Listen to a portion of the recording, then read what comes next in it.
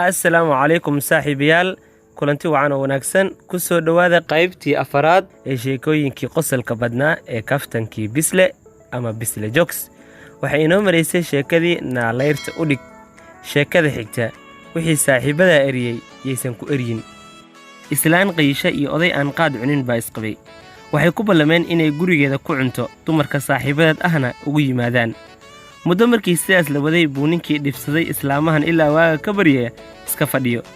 Habeenkii dambe baaldi biyo ah intuu basbaas ka buuxiyey buu suuliga dhex dhigay. tii musqusha u kacdaba ayadoo ordaysa bay iridda ka sii baxdaa, ileen waa gabar Soomaaliyeed oo xishoodka ku badane ilaa tii u dambaysay. Islaantan oo la yaaban waxa saaxiibadeed raacdeeyey ayaa damacday inay musqusha gasho. ninkeedii baa ku yidhi, macaanto biyo horay u sii qaado, wixii saaxiibada eriyey yeysan ku eryine. sheekada xigta sheeko dhalinyaro. waxaa jira laba magac oo aad iskugu dhow, Vega iyo Vegro. labadan midna caanaha yahay midna kaniinka yahay Soomaaliya isku si baa loogu dhawaaqaa oo ah Vego. nin dhalinyaronimadiisa ku soo baashaalay oo lugta dhexe aad ugu socday baa naag guursaday. markay laba carruura u dhashay saaxiibka daal badan iyo tabaryari buu dareemay. xaaskiina saan maxaa waaye way ka badisay. ninkan cuqdad baa isku taagtay iyo qofta amay ku nacdaa. gabadhu qabana waa miskiin warba uma hayso wax uu ku fakarayo. habeenkii dambe bay ilmihii caanay ka dhammaadeen. ninkeedana lacag badan kuma oga. gasac yar oo 200 garam Vega ah oo suuqa ku cusub bay u dirtay, ayadoo leh xaaji caawa guriga caano ma yaalee, Vega soo qabo kan 200 ah. saaxiibka intuu shakiyey buu wuxuu isdhahay, walle waa lagu fahmay qoftan caawa way kacsan tahay. farmashiyo buu tegey, Vega 100 milligaraam ah buu 2 xabo ka leeqay. guriga markuu tegey isagoo gacmo maran, xaaskiisa baa ku tiri, aaway waxaan kuu diray. wuxuu ku dhahay, waan soo cabbay. xaaskii baa tiri, adaa soo cabbee, caawa carruurta la seexo. ninkii kulahaa, naama carruurtan u soo cabbay mise adigaan kuu soo cabbay ma soo waalad. sheekada xigta fuusta baad ii keenteen markaasaad leedihiin maxaad u giraangiriday. nin caata ah oo macluul u dhiman rabo baa guurkii lagu kari waayey. markaasay reerkiisa gabar buuran ku dareen. habeenkii ayagoo bannaanka jiifo buu roob yimid. intii ay roobka ka carar islahayeen bay islaantii intay kuftay boodada ka jabtay. ninkii baa u soo laabtay, intuu qaadi waayey buu jiiday. subaxdii baa gar loo dhigtay. war inkaad qabay maxaad gabadha jaban u jiiday? wuxuu yidhi, fuusta baad ii keenteen markaasaad i leedihiin maxaad u giraangirisay.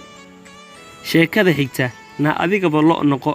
gabdho reer bari ah baa wiil reer muduga u soo galay. gabdhuhu may asturnayn. mid baa tidhi, arii noqo. intuu xanaaqay buu yidhi, naa adigaba loo noqo. eray bixin arii noqo micnaheedu waa waryaa laabo. sheekada xigta waaba tan sodohday. ninbaa sodohdiis dhibtay, isagoo xamanaya oo leh islaanta waa sidaas iyo waa sidaan iyo waa inkaar qabto buu arkay ayadoo kor taagan. intuu naxay oo xishooday buu yidhi, war waaba tan sodohday, haddaan kaa sheekaynayo hooyo. sheekada xigta BBC ma dhegaysaha mise waa dheelsiina. waxaa la sameeyey dhowr kooxood oo ka qayb gasha tartan. marka ciyaartoyda waa laisku shaandheeyey. wixii daafac ah dhinac baa loo bixiyey, wixii qaddacaha gees baa laiskugu geeyey, inta weerar ahna dhan baa loo saaray. si bakhtiyaa nasiib ah baa ciyaartoyda loo doortay. maxamed cali oo magaalada marka ka yimid waxaa ku soo aaday maxamed BBC. marka ma yaqaan. maalintii la rabay in la soo gudbiyo liiska ciyaartoyda baa la yidhi, aaway ciyaartoydaadii. intuu xanaaqa kulahaa, ana ciyaartoy aan ka saynina igu soo aaday. hadda meeshaan fiiri, BBC ma dhegaysaha mise waa dheelsiina. sheekada xigta weli qabrigiisa muu ku jiraa. nin ahlu marqaan ah oo Yurub ku dhumay baa isagoo magaalada dhex socda ina adeertii sikadiisa uga hor timid. abbow ii warran ma nooleed bay tiri. wuxuu si farxad ku jirto u yidhi, alla waa walaashay, ii warran abbaay ma fiicantahay, goormeed Yurub timid, adeerkay xaaladiisa iga warran. intay naxday bay ku tiri, abbow ma waalan tahay, aabba 20 sano ka hor buu dhintay. intuu naxay buu xasuustay inuu isaga wax ka duugay. markaasuu isagoo qaladkiisa saxaya yidhi, waxaan abbaayo waan ogahay, ee waxaan ka wadaa weli qabrigiisa muu ku jiraa. waa nin 20 sano qayilayay oo aan adduunba la socon. saaxiibayaal, barnaamijka maanta halkaas haynoo joogo.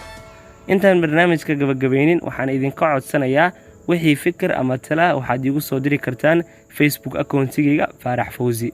intaan barnaamijkan barnaamij xeeq ku kulmi doona saaxiibayaal, waxaan idinkaga tegayaa sidaas iyo nabadgelyo.